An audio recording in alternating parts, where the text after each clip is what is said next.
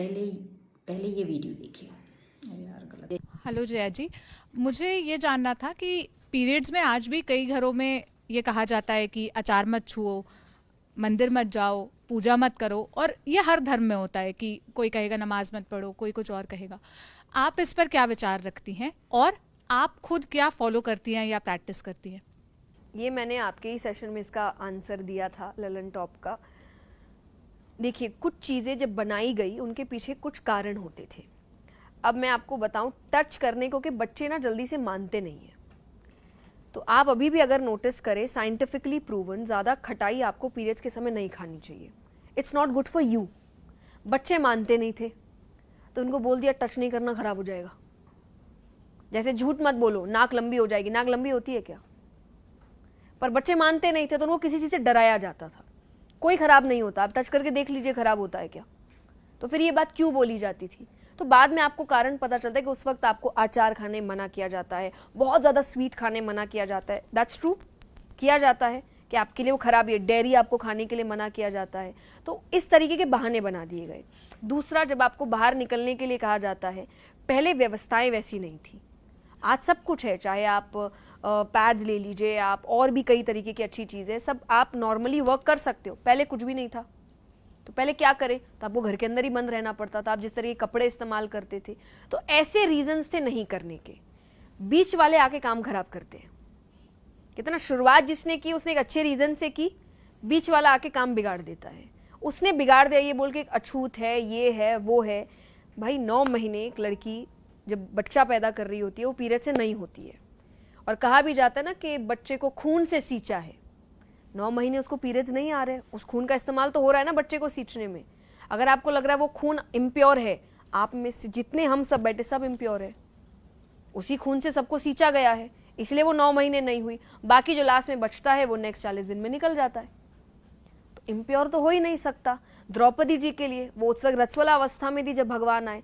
भगवान ने टच करने से पहले नहीं सोचा कि रजस्वला अवस्था में है। आप और हम कौन होते हैं सोचने वाले, ये मत करो वो मत करो। तो ये बातें बनाई गई। पहले रीजन अलग थे, सेफ्टी पर्पस था, आराम के लिए था, खान पान का पर्पस था। अब ये सब नहीं है, अब थिंग्स हैव चेंज्ड। तो इट्स हाई टाइम कि हम भी उन चीज़ों को हटा के नई चीज़ों को ले। जय श्री राधे, जय किशोरी जी। मैंने ये पहले मैं आपको फॉलो करती थी, बट आफ्टर ये वीडियो देखने के बाद मैं आपको अनफॉलो कर दिया है। द रीज़न बिहाइंड इज कि जो मैम ने आपसे क्वेश्चन पूछा था अबाउट पीरियड्स, आपने इनकम्प्लीट आंसर दिया है। उनने पूछा था आप क्या फॉलो करती है लास्ट में, लेकिन आपने ये बताया नहीं आंसर में कि आप क्या फॉलो करती। अगर आप भागवत जी कहती हैं पीरियड्स में, और तो फिर बाकी लोग ने एक्शन क्यों नहीं लिया सनातन धर्म में? और इनकेस मेरे जो कभी कथा करवानी होगी तो मैं आपको कभी नहीं बुलाऊंगी। I am so sorry that. और अगर आप नहीं कहती भागवत जी, आप भी फॉलो करती हैं उस चीज़ को, तो फिर आपने नेगेटिव गलत आंसर क्यों दिया? ठीक है, जैसे आपने बोला कि मैं गलत ऐड नहीं करती हूँ, तो आपने गलत आंसर क्यों दिया? और आपके जो आंसर्स हैं मेंशन ही, मैं उन चीज़ों पे कुछ डिस्क्राइब करना चाहती हूँ। जैसे आपने बोला था कि कृष्ण भगवान जी ने द्रौपदी जब पीरियड से थी आपने स्पर्श किया, तो पहले ये बताइए कि हमारी बॉडी में बहुत सी चीज़ें जैसे ब्लड है, यूरिन है, वेस्ट मटेरियल ऑफ फूड है और थूक है। तो क्या हम जब पूजा करते हैं तो क्या हम स्प्लिट करते हैं, थूकते हैं हम? और या हम हगीज पहने हैं उसमें अपना यूरिन थ्रो करते हैं या पॉटी करके पूजा कर सकते हैं? जब वो नहीं कर सकते तो ब्लड, जब हम पीरियड से होते हैं ब्लड फ्लो होता है तो हम कैसे पूजा कर सकते हैं? और ये आप बताइए, क्या आप पीरियड से होती हो तो कान्हा जी के लिए उनका भोग बनाती हैं क्या? ये तो आप जस्टिफाई आंसर दीजिए ना प्लीज़। और आपने जो कहा कि साइंटिफिक प्रूफ, तो पहली बात तो ये साइंटिफिक प्रूफ कहना बंद कीजिए sir, for the all the Sanatanis. क्योंकि अदर धर्म में कभी भी किसी के मुंह से सुना है कि साइंटिफिक प्रूफ है, इसके लिए हम ये नहीं कर रहे, वो नहीं, इसलिए ये होता है वो होता है। लेकिन हमें आप लोग क्यों बोलते हो साइंटिफिक प्रूफ? क्यों? क्योंकि आपको यूथ को कन्विंस करना है अपने फॉलोअर्स बढ़ाने के लिए। प्लीज़ उनके अकॉर्डिंग आंसर देना बंद कीजिए कि आपसे यूथ खुश हो जाए साइंस प्रूफ करने के लिए।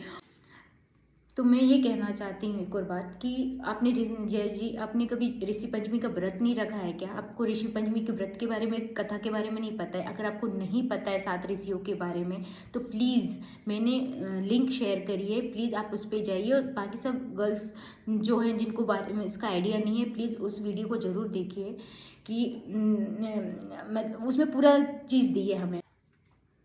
मैं अब एक और चीज़ ऐड करना चाहती हूँ। जैसे आपने बताया कि पुराने ज़माने में व्यवस्था नहीं होती थी, तो एक चीज़ आप जान लीजिए कि पहले के ज़माने में डॉक्टर्स नहीं होते थे, फैसिलिटीज़ हॉस्पिटल्स नहीं होते थे, बट उस टाइम की लेडी के 100 बच्चे होते थे। आज तो सारी फैसिलिटीज़ है, ठीक है, लेकिन एक बेबी होने के लिए भी कितनी प्रॉब्लम्स जाती है। तो डोंट से अबाउट दैट कि उस टाइम ये फैसिलिटी नहीं थी। हमसे काफ़ी स्ट्रॉन्ग थी उस टाइम की लेडीज़।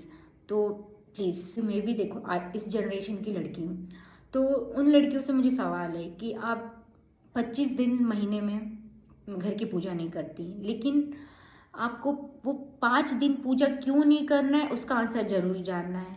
पहले 25 दिन तो पूजा करो भाई, फिर 5 दिन का क्या प्रोसेस है क्या नहीं है आप पढ़िए, आपको सब पता चलेगा। प्लीज़ इसी से इनकम्प्लीट आंसर नहीं लीजिए। और प्लीज़ जय किशोरी जी आप मुझे बताइए क्या भागवत जी कहती हैं या नहीं पीरियड्स के टाइम।